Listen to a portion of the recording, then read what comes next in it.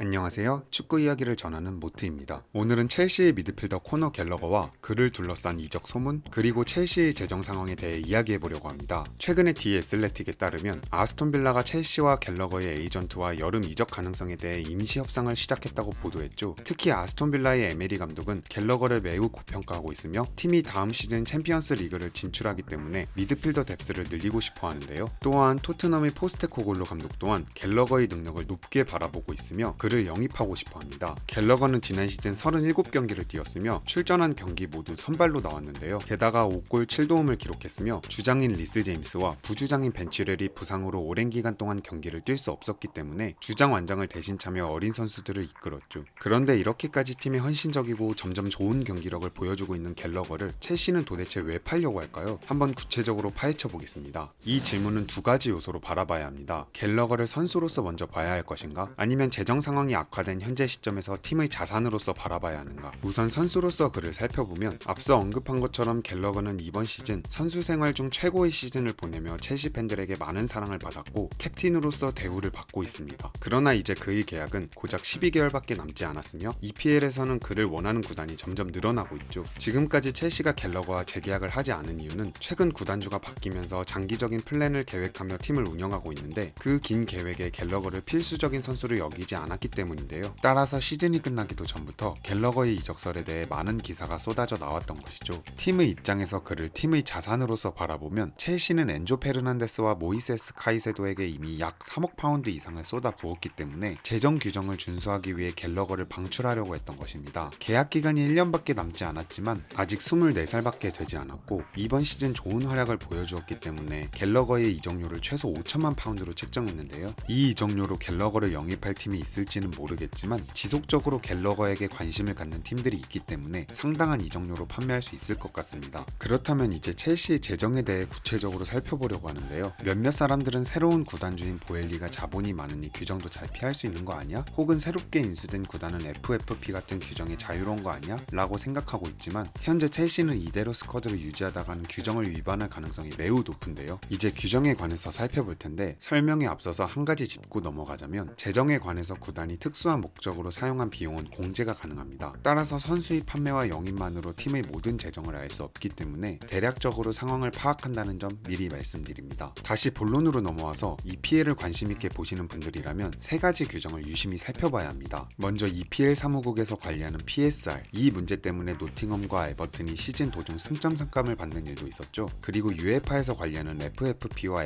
FSR입니다. 첼시는 다음 시즌부터 유로파 컨퍼런스에 진출하기 때문에 이 두 가지 규정을 함께 신경 써야 합니다. FFP는 UEFA가 유럽 클럽 대회에 참가하는 구단들이 재정적으로 공정하게 운영될 수 있도록 하기 위해 만든 규정인데요. 이 규정의 주된 목표는 구단이 벌어들인 수입 내에서 지출하도록 하여 과도한 재정적 불균형을 방지하는 것입니다. 허용 손실 한도는 3년 동안 최대 3천만 유로의 손실을 허용하며 수익 대비 지출 규제가 있기 때문에 구단은 벌어들인 수입 내에서 지출을 감행해야 하죠. FSR은 FFP를 보완하여 만든 규정인데요. 더 세밀한 재정 관리와 투명성을 요구하며 구단의 운영 비용을 수익의 일정 비율 내로 제한합니다. 지출 비율 제한이 있으며 이 비율은 70%로 설정되어 있습니다. 그러나 FSR이 FFP를 보완한 규정이라고 해서 둘 중 하나만 지켜야 하는 것이 아니라 두 규정 모두 준수해야 하는 것이기 때문에 구단 입장에서는 매우 까다롭죠. 첼시가 현재 FFP 규정을 지키기 위해 여러 선수를 방출해야 한다는 소리가 나오고 있는 것인데 우선 구단의 내부 사정과 선수 영입 및 방출과 관련되지 않은 요소들은 제가 알 수 없기 때문에 대략적인 수치로 계산해 보겠습니다. 3년 동안 첼시의 재정 기록에 대해 살펴보면 21-22 시즌에는 약 2,060억 원 손실, 22-23 시즌에는 약 1,530억 원 손실, 그리고 23-24 시즌에는 아직 구체적인 재정 상황이 공개되진 않았지만 첼시는 한 해 동안 약 8,730억 원 이익을 기록했으며 카이세도 라비아 등 거액의 이적료를 지출했기 때문에 약 1조 200억 원 손실을 기록했습니다. 따라서 대략적으로 23-24 시즌에는 870억 원 정도를 손실했는데요. 그래서 새 시즌의 손실을 합하면 약 4,719억 원이 됩니다. 그런데 이번 시즌 마운트와 루이스 홀이 이미 다른 팀으로 이적을 했죠. 하지만 이 이적이 아직 장부에 반영되지 않았는데요. 마운트 이적료는 약 936억 원이었으며 루이스 홀은 약 490억 원 정도였기 때문에 이를 함께 계산해주면 약 3,187억 원 손실이 됩니다. FFP 규정에 따르면 3년 동안 최대 3천만 유로, 한화로 약 430억 원의 손실만 허용해준다고 했는데 3,187억 원은 아직까지 큰 차이를 가지고 있습니다. 하지만 정말 이점으로 다가올 수 있는 사실이 있는데요. 21-22 2022 시즌에는 코로나 팬데믹으로 인해 UEFA가 규정을 완화해줬고 여기에 더해서 팀의 구단주가 보엘리로 새롭게 바뀌면서 추가적인 유예 기간도 부여된 상황입니다. 따라서 약 430억 원으로 맞춰야 했던 손실액의 범위가 약 1,003억까지 늘어난 상황인데요. 그렇기에 총 손실액에서 FFP의 허용 손실액인 약 1,003억 원을 맞추기 위해 최종적으로 해결해야 하는 금액은 약 2,184억 원입니다. 보엘리가 선수 방출 이외에 다른 방법으로 수익을 얻고 있기 때문에 여기에 500억 원에서 1,000억 원을 빼고 계산하면 약 1,000억에서 1,500억 원 정도를 해결해야 하는 상황이죠. 따라서 지속적으로 갤러거와 찰로바, 루카쿠에 대한 방출설이 나오고 있으며 팀 입장에서도 규정을 위해 선수들을 필수적으로 매각해야 한다는 보도가 나오고 있는 것인데요. 그러나 이 정도 손실은 갤러거를 판매하지 않더라도 찰로바, 루카쿠 플러스 알파를 방출한다면 충분히 메울 수 있습니다. 문제는 FFP가 아니라 EPL에서 관리하는 PSR 규정입니다. FSR 규정을 바로 넘어가는 이유는 FFP와 PSR은 규정을 지키기 위해 이적을 6월 30일까지 마무리해야 하는 반면 FSR은 팀 재정에 대해서 평가할 때 1월부터 12월 31일까지 이적 기록을 판단하는 것이기 때문에 팀 입장에서 아직 기간이 여유가 있는 상황이라 살펴보지 않겠습니다. 다시 PSR로 돌아와서 이 규정은 허용 손실 한도를 최대 1억 500만 파운드까지 해주는데요. 앞서 언급했듯이 3년 동안 첼시가 기록한 총 손실은 약 3,500억 원입니다. 그러나 PSR에서 허용하는 한도는 3년 동안 최대 1억 500만 파운드라고 말했죠. 따라서 첼시는 약 1,776억 원의 손실만 채우면 되는데요. 그런데 코너 갤러거의 이적료만 거의 5천만 파운드로 책정되어 있다 보니 첼시 입장에서는 FFP와 PSR의 규정을 맞추기 위해 갤러거의 방출을 고려하고 있는 거죠. 이적료가 높게 설정되어 있는 갤러거만 방출할 수 있다면 솔직히 첼시 입장에서는 모든 문제가 해결하기 쉬워집니다. 첼시 관계자들은 구단이 23-24 시즌 EPL에서 얻은 수익과 다양한 방법으로 얻은 이익을 통해 추가적으로 선수를 판매하지 않고도 PSR을 준수할 수 있을 거라고 기대하고 있습니다. 그러나 많은 축구 재정 분석가들은 어떻게 첼시가 선수를 판매하지 않고도 이를 달성할 수 있을지에 대해 상당히 회의적으로 바라보고 있죠. 첼시는 22-23 시즌 PSR의 허용 손실 한도인 약 1억 500만 파운드를 맞추기 위해서 경기장 외부의 두 호텔을 첼시 소유 그룹의 다른 자회사에 판매하여 약 7,550만 파운드의 수익을 얻었습니다. 이 수익은 아직 프리미어리그 사무국의 승인을 기다리고 있지만 보엘리와 첼시 관계자들이 PSR 준수를 위해 다양한 방법을 동원할 수 있다는 것을 암시했죠. 따라서 갤러거가 팀의 미래에 필요한 선수라면 꼭 그를 매각해야 하는 상황은 아닙니다. 일단 마운트와 루이스 홀 판매로 약 8,500만 파운드 수익을 올렸다고 말씀드렸는데요. 거기에 지난 시즌 임대와 이적 계약의 추가 조항을 통해 1,100만에서 1,400만 파운드 사이의 수익을 올렸습니다. 여기에 도르트문트와 강하게 연결되고 있다가 결국 아스톤 빌라로 이적이 확정된 이안 마트센으로 이미 약 3,750만 파운드를 확보했으며 현재 브로야와 찰로바가 다른 클럽들과 많은 이적설이 나오고 있기 때문에 자금을 확보할 수 있는 루트를 마련할 수 있죠. 더불어 입스위치 타운의 EPL 승격을 도운 오마리 허치슨을 통해서도 상당한 이적료를 받을 수 있습니다. 여기에 루카쿠까지 있죠. 첼시에는 매각할 수 있는 자원들이 많이 있기 때문에 최근 언론에서는 첼시가 규정을 준수하기 위해 갤러거를 매각해야 한다고 많이 보도하고 있지만 저는 꼭 그를 판매할 필요는 없다고 생각합니다. 또한 보여드린 정보에 따르면 첼시가 세 가지 규정을 위반할 가능성이 매우 큰 것도 아니죠. 현재 갤러거는 어느 때보다 유리한 위치에 놓여 있는 상황인데요. 첼시에서 재계약을 하든 다른 팀과 계약을 하든 확실한 연봉 인상을 기대할 수 있겠죠. 하지만 그는 언제나 첼시와 재계약을 원했습니다. 그는 열렬한 첼시의 팬이며 항상 원하는 바가 같았죠. 어린 시절부터 응원해온 구단에서 머무르며 성공적인 커리어를 만들기를 항상 원했습니다. 시즌 후반은커녕 시즌이 아직 중반일 때부터 많은 언론들은 갤러거를 흔들었습니다. 주장 부주장이 없는 상황에서 어린 선수들을 이끌었고 패배가 쌓이며 그에 대한 비판이 거셀 때도 그는 한 번도 떠나기를 원하지 않았죠. 따라서 첼시가 어느 정도 그의 업적을 인정해준 계약을 제시한다면 갤러거는 바로 응할 것 같습니다. 하지만 만약 첼시가 갤러거를 판매한다면 현재 상황을 봤을 때 토트넘과 아스톤 빌라가 유력한데요. 로만이 구단주로 있을 때는 라이벌인 토트넘으로 인기 선수가 이적한다는 것은 상상할 수도 없었습니다. 경쟁과 팬들 사이 적대감을 넘어서서 양 구단의 이사회까지 악감정이 깊게 자리 잡고 있었기 때문이죠. 그러나 현재 보엘리는 양팀 사이에 남아있는 악감정에 치중하기보다 선수 거래를 훨씬 더 비즈니스적인 시각으로 바라보고 있습니다. 하지만 이미 두 팀은 지난 여름 갤러거의 영입에 대해 진지한 미팅을 가졌지만 이적료 차이를 좁히지 못하고 더 이상 진전되지 않았는데요. 아스톤 빌라 또한 큰 관심을 갖고 있는 것은 사실이지만 문제는 첼시가 최소 5천만 파운드, 한화로 약 877억 원 밑으로는 팔지 않을 거라고 선언한 것인데요. 계약 기간이 12개월밖에 남지 않은 선수에게 877억 원을 투자하는 것은 양팀에게 너무 큰 부담이죠. 첼시는 이 이적료를 받지 못할 시에는 갤러거와 재계약을 진행할 것으로 보입니다. 다행히 몇 달 전부터 서로 간의 감정이 상하고 재계약 논의가 아예 이루어지지 않았던 마운트와는 상황이 완전히 다른데요. 첼시의 공동 스포츠 디렉터인 로렌스 스튜어트와 폴 윈스턴리는 찰리는 지난 18개월 동안 갤러거의 에이전트와 지속적으로 대화를 했으며 서로 악감정은 전혀 없는 상태이죠. 이번 시즌 갤러거의 프로 정신은 구단이 크게 인정하고 있으며 훈련장과 경기장에서도 그는 많은 사랑을 받고 있습니다. 갤러거와 첼시는 앞으로 어떻게 될까요? 여러분은 첼시가 갤러거를 판매해야 한다고 생각하시나요? 개인적으로 저는 갤러거가 선골 뉴스이기 때문에 팀에 남아서 더 좋은 활약을 보여줬으면 하네요. 오늘의 영상은 여기까지입니다. 끝까지 시청해주셔서 감사합니다.